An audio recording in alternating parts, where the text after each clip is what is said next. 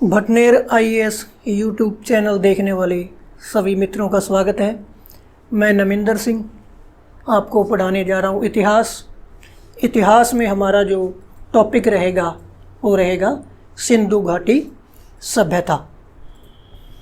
सिंधु घाटी सभ्यता सबसे पहले तो अपने देखेंगे सिंधु घाटी सभ्यता प्रकाश में कैसे आती है, उसका नामकरण कैसे होता है, उसकी उत्पत्ति कैसे होती है और उसका भौगोलिक विस्तार क्या रहता है और उसका नगर नियोजन, जितने भी बिंदु हैं एक एक करके इनको हम पढ़ते जाएंगे। तो आइए हम सबसे पहले देखेंगे सिंधु घाटी सभ्यता प्रकाश में कैसे आई। सिंधु घाटी की खुदाई से पहले 20वीं शताब्दी के जो विद्वान थे उनकी मान्यता थी कि सिकंदर के आक्रमण से पूर्व भारत में कोई सभ्यता नहीं थी, लेकिन कुछ वर्षों पश्चात यह धारणा निर्मूल हो जाती है। जो इनकी भ्रामक धारणा है निर्मूल सिद्ध हो जाती है। तो सबसे पहले हम देखेंगे 1826 में चार्ल्स मैनसन द्वारा हड़प्पा टीले को देखने का उल्लेख किया जाता है। हड़प्पा टीले को देखने का उल्लेख किया जाता है, लेकिन तब इस पर कोई ध्यान नहीं दिया जाता, क्योंकि उस समय भारत ब्रिटेन का उपनिवेश था और यहाँ पर जो प्रशासन था ब्रिटेन सरकार चला रही थी। तो होता क्या है, 1848 से लेकर के 1856 तक ब्रिटेन से भारत में गवर्नर जनरल लॉर्ड डलहौजी आते हैं। कौन आते हैं? लॉर्ड डलहौजी भारत में गवर्नर जनरल बनकर आते हैं और भारत में एक महत्वपूर्ण कार्य करते हैं रेल लाइन बिछाने का। 1853 से 56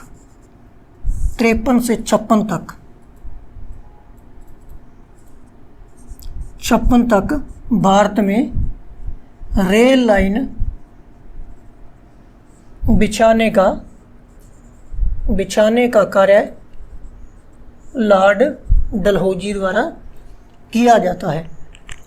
और 1853 से 56 तक लाहौर से कराची तक रेल लाइन बिछाई जाती है और इस कार्य को पूरा करने का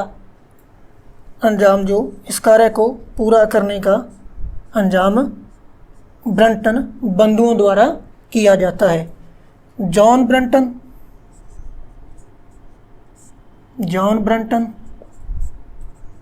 और विलियम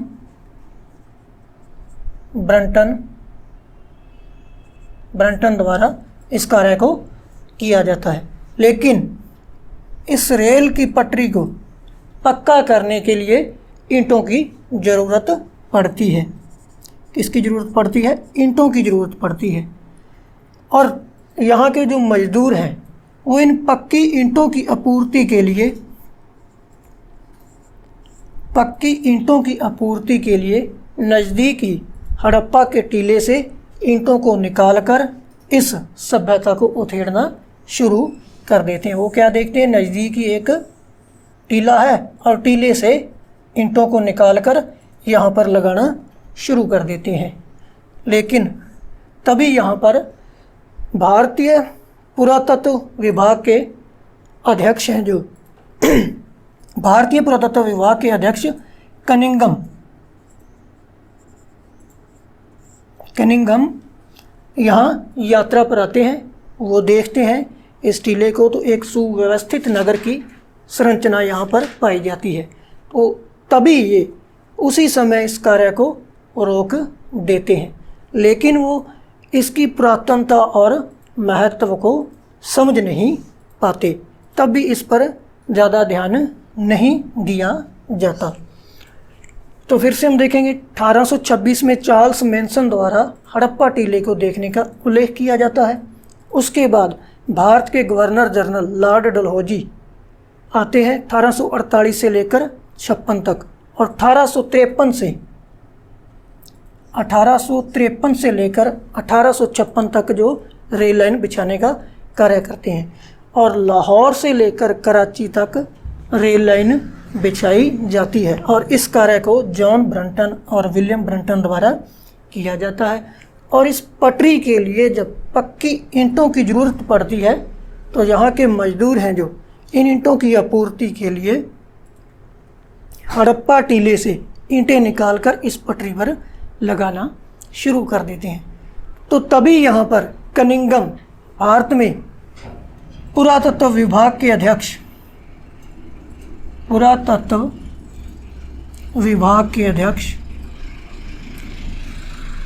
यहाँ यात्रा पर आते हैं। वो देखते हैं यहाँ पर एक टीले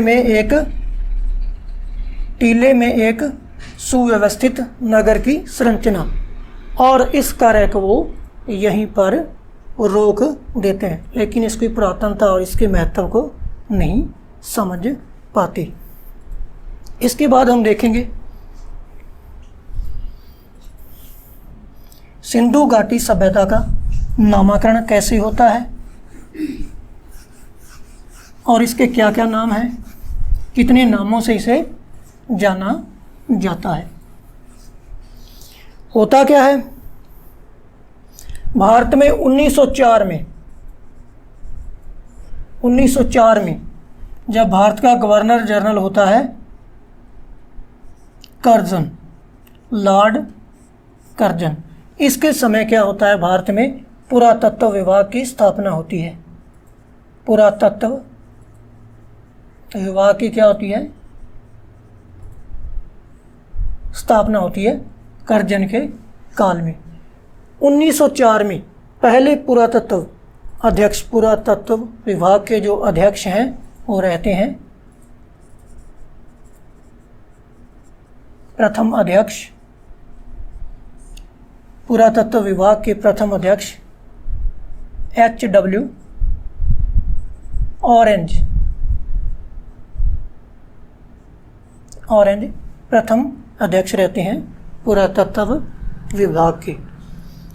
1921 में जॉन मार्शल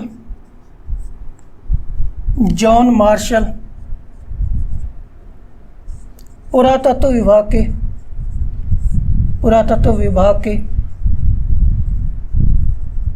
अध्यक्ष बनते हैं, और उनके निर्देशन में दयाराम साहनी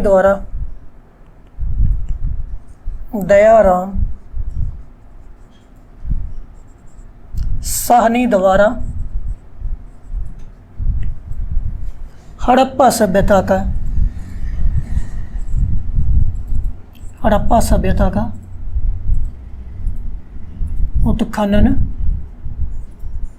उत्खनन करवाया जाता है। और 20वीं शताब्दी के जो विद्वान थे उनकी ये भ्रामक धारणा निर्मूल हो जाती है, जो कहते हैं कि भारत में सिकंदर के आने से पूर्व या उसके आक्रमण से पूर्व भारत की कोई सभ्यता नहीं थी। दयाराम साहनी द्वारा हड़प्पा सभ्यता की खोज की जाती है 1921 में। अगले ही वर्ष रखाल दास बनर्जी द्वारा मोहनजोदड़ो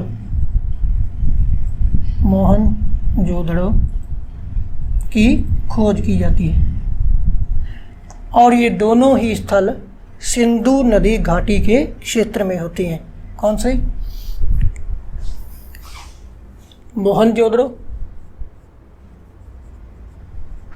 मोहनजोदड़ो और हड़प्पा, ये दोनों ही स्थल सिंधु नदी घाटी क्षेत्र में खोजे जाते हैं। इसलिए इनको सांकेतिक रूप देने के लिए इनका नाम सिंधु घाटी सभ्यता रख दिया जाता है। इसका नामकरण क्या होता है? सिंधु घाटी सभ्यता इसका नाम कर दिया जाता है। लेकिन कुछ वर्षों पश्चात यह प्रमाणित हो जाता है कि ये सभ्यता सिंधु घाटी के क्षेत्र में सीमित नहीं है, इससे भी परे यह विस्तृत क्षेत्र में फैली हुई है। तो इसके लिए ये नाम सिंधु घाटी सभ्यता अपर्याप्त सिद्ध हो जाता है। तो पुरातत्व साहित्य की धारणा अनुसार इसका नाम उसके खोजे गए प्रथम स्थल के आधार पर हड़प्पा सभ्यता रख दिया जाता है। तो इसका नाम क्या रखा जाता है? हड़प्पा सभ्यता, क्योंकि हड़प्पा इस सभ्यता का खोजा गया प्रथम स्थल रहता है, प्रथम स्थल रहता है, इसलिए इसका नाम हड़प्पा सभ्यता हो जाता है। इसके भी अलावा इसके कई नाम और हैं, 3-4, उसमें हम देखेंगे।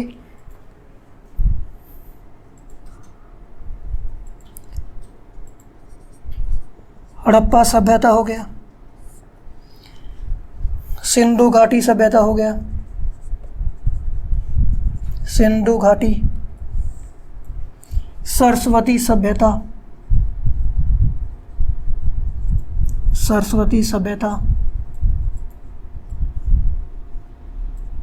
प्रथम नगरीय सभ्यता,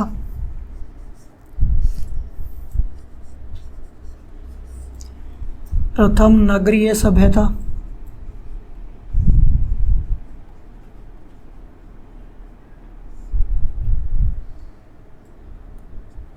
और कांस्य युगीन सभ्यता।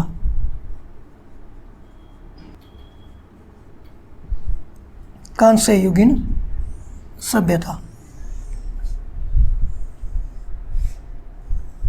इन दोनों को हम पढ़ चुके। सरस्वती सभ्यता इसका नाम कैसे पड़ा? क्योंकि सिंधु घाटी क्षेत्र से गंगा के तट तक, यहाँ पर हम देखेंगे, यहाँ पर सरस्वती नदी है, सरस्वती नदी है,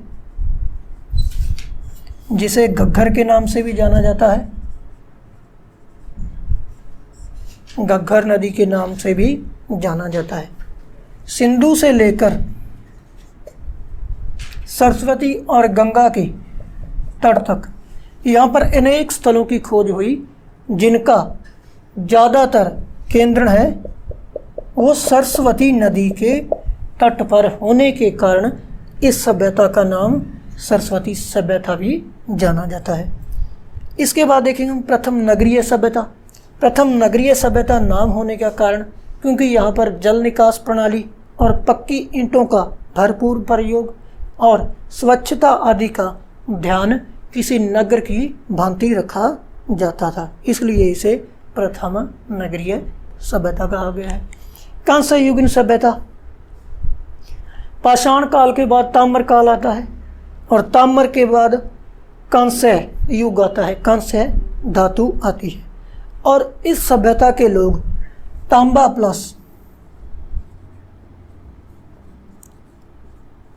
टिन मिलाकर कांसे का निर्माण भी करते थे, कांसे का निर्माण भी करते थे, इसलिए इसे कांस्य युगीन सभ्यता भी कहा जाता है। और अन्य सभ्यताओं से अलग रखने के लिए इसका नाम कांस्य युगीन सभ्यता भी रखा गया। लेकिन ये कांसे का प्रयोग है सीमित मात्रा में करती थी, क्योंकि कांसा बाहर से भी मंगवाया जाता था, आयात किया जाता था, यहाँ पर सीमित ही इसका प्रयोग होता था। फिर से हम देखेंगे 1904 में भारत में पुरातत्व विभाग की स्थापना होती है और इसके जो प्रथम अध्यक्ष हैं H.W. ऑरेंज बनते हैं, और 1921 में जॉन मार्शल पुरातत्व विभाग के अध्यक्ष बनकर यहाँ पर भारत में आते हैं, और जॉन मार्शल के निर्देशन में दयाराम साहनी द्वारा 1921 में हड़प्पा सभ्यता की खोज की जाती है, इसका उत्खनन करवाया जाता है। और अकाल दास बनर्जी द्वारा मोहनजोदड़ो की खोज भी अगले ही वर्ष की जाती है। और दोनों से ऐसा प्रतीत होता है कि ये दोनों नगर किसी एक ही सभ्यता के दो केंद्र हैं, लेकिन ये दोनों सिंधु नदी घाटी क्षेत्र में खोजा जाने के कारण इनका नाम है, जो सांकेतिक नाम है, सिंधु घाटी सभ्यता रख दिया जाता है। और इसे सिंधु घाटी सभ्यता नाम जॉन मार्शल द्वारा दिया जाता है।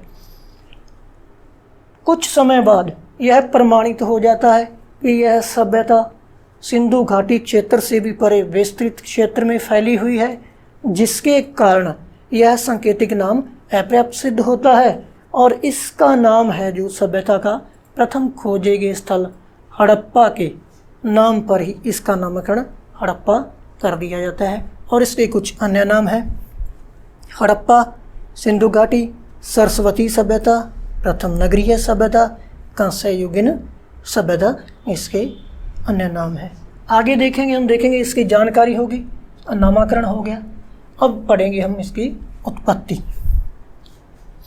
तो आगे हम देखेंगे इसका उत्पत्ति का सिद्धांत है, जो इस सभ्यता की उत्पत्ति कैसे होती है। और इस सभ्यता की उत्पत्ति की अलग अलग धारणा अलग अलग विद्वानों द्वारा बताई गई है, और उनके अलग अलग मत हैं, और इसमें थोड़ा विवाद भी रहता है।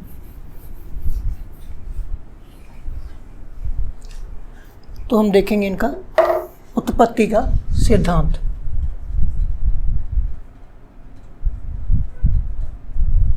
सिंधु घाटी सभ्यता की उत्पत्ति का सिद्धांत, एक स्वदेशी और एक विदेशी।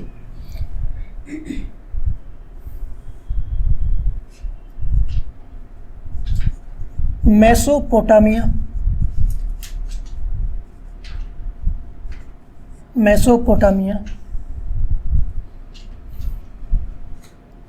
द्वारा विकसित। और कुछ विद्वानों का मानना है यह सभ्यता बलूचिस्तान व ईरान द्वारा विकसित की गई, इन सभ्यताओं द्वारा। और एक सौंथी संस्कृति द्वारा भी इसको विकसित माना जाता है। सबसे पहले हम पढ़ेंगे मेसोपोटामिया सभ्यता द्वारा हड़प्पा सभ्यता को विकसित किए जाने का सिद्धांत है। इस सिद्धांत को कौन कौन से विद्वान मानते हैं? DD Kaushambi,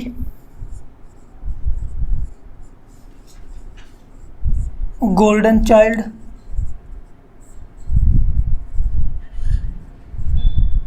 DD Kaushambi, golden child, Leonardo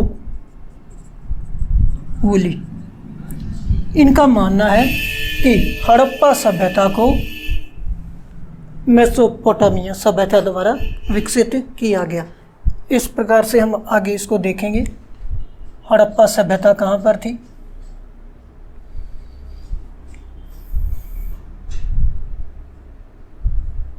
ये भारत है,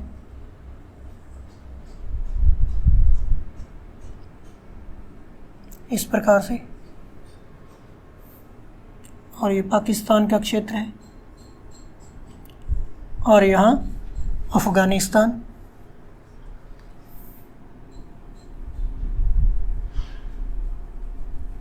और यहाँ पर दक्षिण अफ्रीका।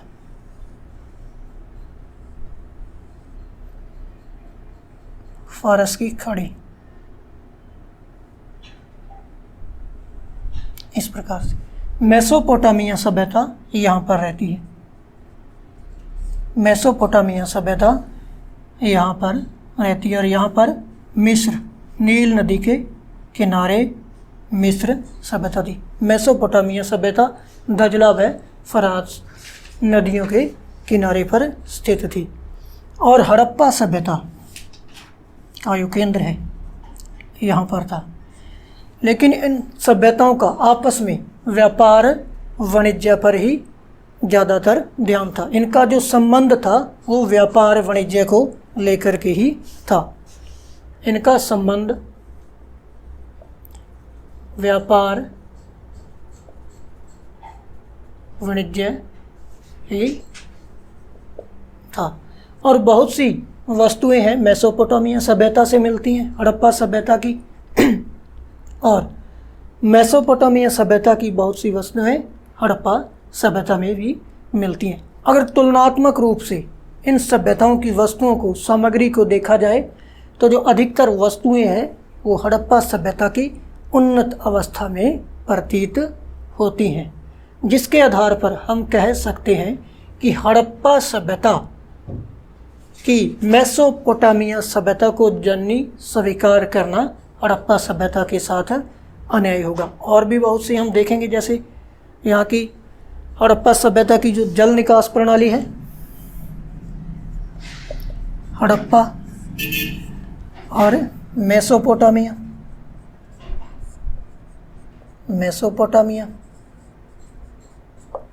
यहाँ की जो जल निकास प्रणाली है,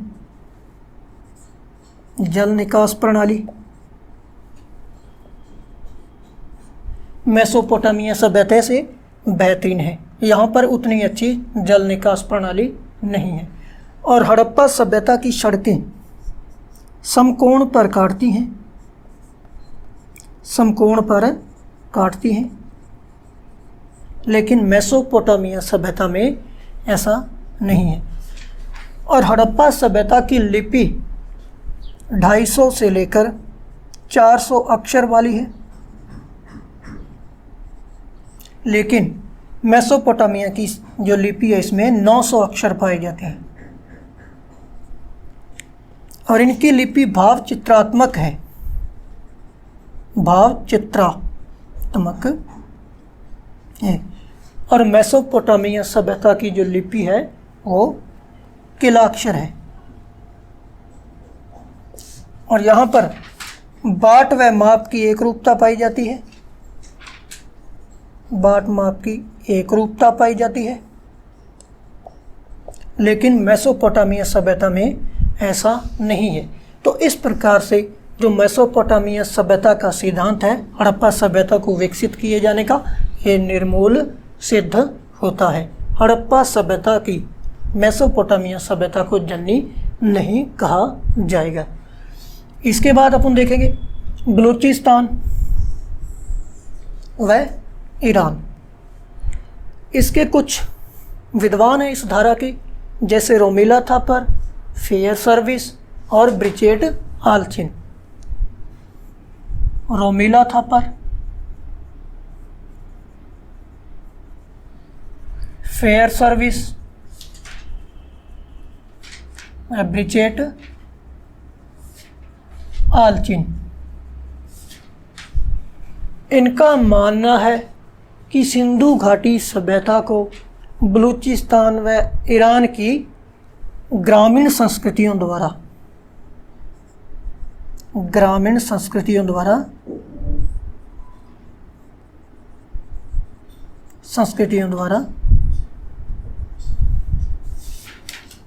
जन्म दिया गया। इसके बाद है सोंथी संस्कृति, राजस्थान के बीकानेर में, जिसकी खोज अमलानंद घोष द्वारा की जाती है। उनका मानना है कि सिंधु घाटी सभ्यता को सोंथी संस्कृति द्वारा विकसित किया गया है, क्योंकि बहुत सी वस्तुएं ऐसी मिलती हैं जिनकी जो तुलना हम सोंथी संस्कृति से कर सकते हैं, जो एक दूसरे के समतुल्य नज़र आती है। इसकी खोज की अमलानंद घोष ने।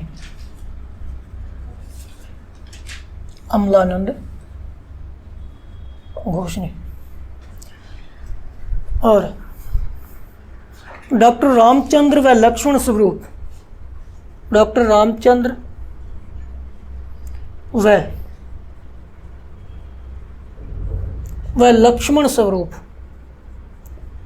लक्ष्मण स्वरूप का मानना है कि हड़प्पा सभ्यता को आर्य लोगों द्वारा विकसित किया गया।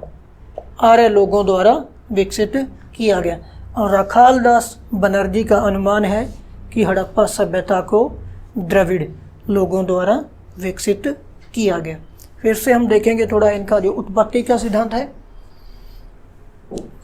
विदेशी सिद्धांत और स्वदेशी सिद्धांत, दोनों इसके 3 सिद्धांत हैं। मेसोपोटामिया द्वारा विकसित, डीडी कोसाम्बी, लियोनार्डो वुली और गोल्डन चाइल्ड द्वारा इसको विकसित माना गया है। और बलूचिस्तान व ईरान रोमिला था पर फेयर सर्विस ब्रिजेट आलचिन द्वारा हड़प्पा सभ्यता को इनके द्वारा विकसित माना गया है। और सोंथी संस्कृति है, अमलानंद घोष के द्वारा इनकी खोज की गई और अमलानंद घोष के अनुसार सोंथी संस्कृति द्वारा हड़प्पा सभ्यता को विकसित किया गया। लेकिन मेसोपोटामिया सभ्यता का जो सिद्धांत है हड़प्पा सभ्यता के जनक के बारे में, उसे अस्वीकार किया जाता है क्योंकि इनका व्यापार वाणिज्य का ही संबंध था और व्यापार वाणिज्य भी भारत के संबंध में ही मजबूत रहता है। तो इस प्रकार हम आगे चलेंगे। जो सिंधु घाटी सभ्यता का विस्तार है उसको पढ़ेंगे। अगला बिंदु है इसका सिंधु घाटी सभ्यता का भौगोलिक विस्तार।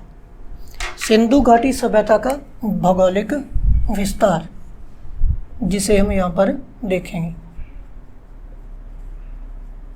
भौगोलिक विस्तार, सिंधु घाटी सभ्यता का भौगोलिक विस्तार कहाँ तक था और किन किन देशों में था। सिंधु घाटी सभ्यता का भौगोलिक विस्तार अफगानिस्तान,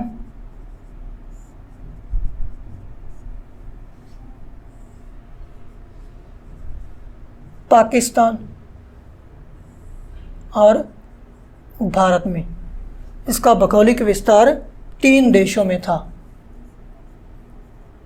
3 देशों में था। अफगानिस्तान के शर्तुगोई और मंडीगाक क्षेत्र और पाकिस्तान के बलूचिस्तान,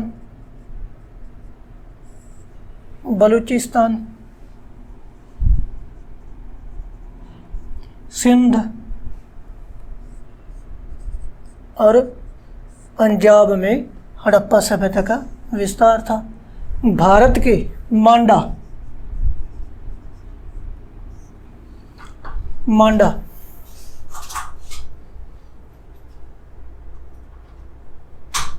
जो जम्मू कश्मीर में है, पंजाब, हरियाणा,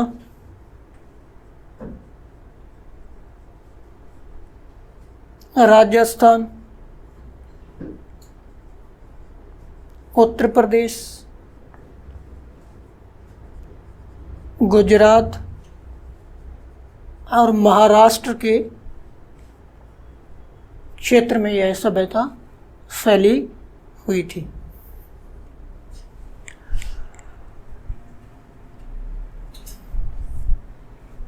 इस सभ्यता की लंबाई और चौड़ाई के बारे में हम देखेंगे, इस पर चर्चा करेंगे।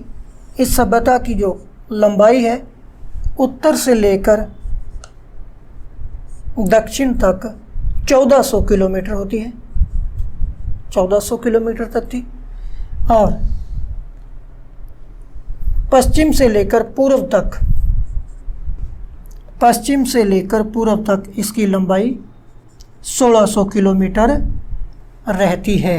और इसकी तटीय लंबाई की अगर बात करें तो 1300 किलोमीटर, समुद्र के किनारे पर 1300 किलोमीटर। इसी समुद्र के किनारे की वजह से भारतीय सभ्यता, हड़प्पा सभ्यता का जो व्यापार वाणिज्य है फला फूला था, जिसकी वजह से यह विदेशों में व्यापार करने गई। और अगर इसका उत्तरी छोर देखें हम इस सभ्यता का, अफगानिस्तान, पाकिस्तान और ये भारत, इसका सबसे जो उत्तरी छोर है वो रहता है मांडा। सबसे उत्तरी छोर मांडा उत्तर दिशा में, जो जम्मू कश्मीर में स्थित है, जम्मू कश्मीर में स्थित है और चेनाब नदी के तट पर। और इसका दक्षिणी छोर दैमाबाद महाराष्ट्र में प्रवरा नदी के तट पर, प्रवरा नदी के तट पर इसका दक्षिणी जो छोर है रहेगा। और इसका पश्चिमी छोर बलूचिस्तान में सुतका गेडोर, सुतका गेडोर रहता है दाशक नदी के तट पर। कौन सा रहेगा? सुतका गेडोर। और यहाँ पर सुतका को, अगर इसकी आकृति की बात करें तो हम मांडा से लेकर के बलूचिस्तान तक,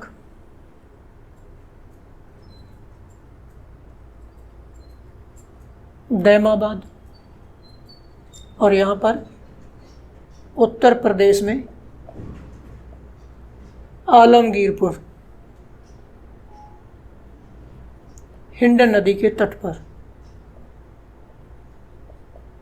इसका जो पूर्वी छोर है। तो इस प्रकार इस सभ्यता की जो आकृति है, हड़प्पा सभ्यता की आकृति त्रिभुजाकार है, त्रिभुजाकार इसकी आकृति है। उत्तर में मांडा चेनाब नदी के तट पर और दक्षिण में दैमाबाद महाराष्ट्र में प्रवरा नदी के तट पर और पश्चिम में बलूचिस्तान में सुतकान गेडोर दाशक नदी के तट पर और पूर्व में आलमगीरपुर हिंडन नदी के तट पर उत्तर प्रदेश में। और इसकी जो आकृति है वो त्रिभुजाकार रहती है और इसका क्षेत्रफल लगभग 12,99,600 वर्ग किलोमीटर में यह फैली हुई है। फिर से हम देखेंगे इसका भौगोलिक विस्तार। अफ़गानिस्तान, पाकिस्तान और भारत 3 देशों में फैली हुई है। इसका जो उत्तर से लेकर दक्षिण तक लंबाई है वो 1400 किलोमीटर है और इसकी पश्चिम से लेकर जो पूर्व तक लंबाई है वो 1600 किलोमीटर है। और इसकी तटीय रेखा, जो इसकी तटीय लंबाई है वो 1300 किलोमीटर रहेगी। और इसका उत्तरी छोर मांडा चेनाब नदी के तट पर और दक्षिणी छोर दैमाबाद महाराष्ट्र प्रवरा नदी के तट पर और पूर्वी छोर बलूचिस्तान में सुतकान गेडोर दाशक नदी के तट पर और पूर्वी छोर उत्तर प्रदेश आलमगीरपुर में हिंडन नदी के तट पर रहेगा। तो इसके बाद देखेंगे हम सिंधु घाटी सभ्यता का काल निर्धारण। सिंधु घाटी सभ्यता का काल निर्धारण। सिंधु घाटी सभ्यता का कालखंड क्या रहेगा? जॉन मार्शल के अनुसार सिंधु घाटी के सभ्यता का जो कालखंड है वो 3250 से लेकर के 2750 BC तक रहेगा। और मर्टिमर व्हीलर के अनुसार इस सभ्यता का जो कालखंड है वो 2700 से लेकर 2500 से लेकर 1500 BC रहता है। लेकिन कार्बन 14 पद्धति के आधार पर जो इसका कालखंड है वो 2300 ईसा पूर्व से लेकर 1750 ईसा पूर्व तक रहेगा। और इस समय हड़प्पा सभ्यता अपने विकसित रूप में थी, विकसित रूप में है, और इस मत को सर्वमान्य माना जाता है, सर्वमान्य माना गया है। और इसके काल निर्धारण में दो समस्याएं भी हैं। एक तो इसका उत्खनन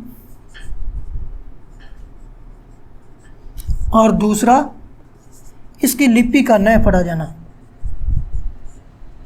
इसकी लिपि का न पढ़ा जाना। इसका जो कालखंड है उसके निर्धारण की दो समस्याएं हैं, एक तो इसका उत्खनन और एक लिपि का न पढ़ा जाना। उत्खनन इसका लंबवत की बात करें तो इस सभ्यता का उत्खनन लंबवत भी नहीं होता, क्योंकि इस सभ्यता के नीचे अगर खुदाई की जाती है तो यहाँ पर पानी की समस्या आती है। और क्षैतिज उत्खनन की बात करें, क्षैतिज उत्खनन की बात करें तो किसी प्राचीन सभ्यता को खोजने के लिए वर्तमान सभ्यता को समाप्त नहीं किया जा सकता। लेकिन क्षैतिज उत्खनन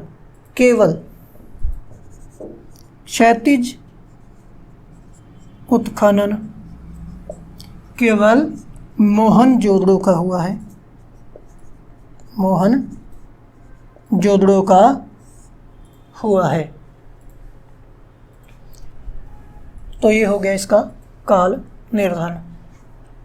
जॉन मार्शल द्वारा 3250 से लेकर 2750 BC तक सिंधु सभ्यता यानी हड़प्पा सभ्यता का काल निर्धारण किया गया है। मॉर्टिमर व्हीलर द्वारा 2500 से लेकर के 1500 BC तक माना गया है। और कार्बन 14 पद्धति के आधार पर, कार्बन डेटिंग 14 पद्धति के आधार पर 2300 ईसा पूर्व से 1750 ईसा पूर्व तक इसका कालखंड माना गया है, जब हड़प्पा सभ्यता अपने चरमोत्कर्ष पर थी। और इस मत को सर्वमान्य माना जाता है। और इस सभ्यता की जानकारी के जो अन्य साधन हैं वो मृदभांड और मोहरें हैं। मृदभांड है मोहरों से इसके काल निर्धारण की जानकारी भी मिलती है। और इसकी जो काल निर्धारण है इसमें दो समस्याएं भी हैं, एक तो इसका उत्खनन और दूसरा लिपि का न पढ़ा जाना। क्योंकि इसका लंबवत उत्खनन करने पर देखेंगे हम नीचे पानी की समस्या हो जाती है, पानी की वजह से नीचे खुदाई नहीं होती। और क्षैतिज उत्खनन अगर इसका करते हैं तो वर्तमान सभ्यता को समाप्त नहीं किया जा सकता प्राचीन सभ्यता के लिए। और मोहनजोदड़ो एकमात्र स्थल है जिसका क्षैतिज उत्खनन किया गया है। तो इस प्रकार से हमने प्रत्येक बिंदु को पढ़ा, जैसे सिंधु घाटी सभ्यता प्रकाश में कैसे आई, उसका नामकरण कैसे हुआ और उसकी उत्पत्ति कैसे हुई, और उसका भौगोलिक विस्तार क्या रहता है, उसका काल निर्धारण क्या, और उसकी जो उत्पत्ति, नामकरण, जानकारी, नगर नियोजन, इसका हम कल पढ़ेंगे। तो अपना कीमती समय देने के लिए धन्यवाद, आभार।